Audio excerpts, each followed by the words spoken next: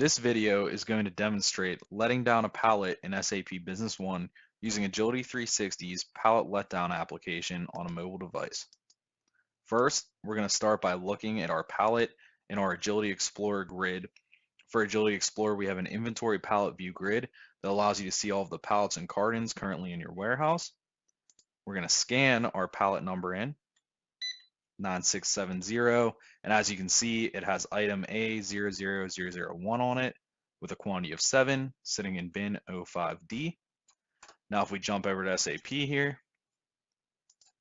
we are going to see that that item, if you look at your bin location content list, currently has 1,382 sitting in that bin 05D. So what we're going to do is we're going to let down that pallet to a new bin 05A2S4L2, which currently does not exist for this item. This item is not in that bin, so that will decrease bin 05D by 7, so that will bring the quantity down to 1,375. It will add a new bin to the list, increasing the list to 13, and that new bin will have a quantity of 7 in it.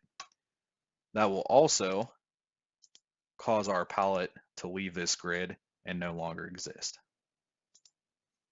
Now we're going to bring up our Agility 360 mobile emulator. This is going to show Agility 360 exactly how it would look on a mobile device in your warehouse. We're going to go to our distribution menu and switch over to pallets. And now we're going to select our pallet letdown application. And we're simply going to start by scanning in that pallet 9670.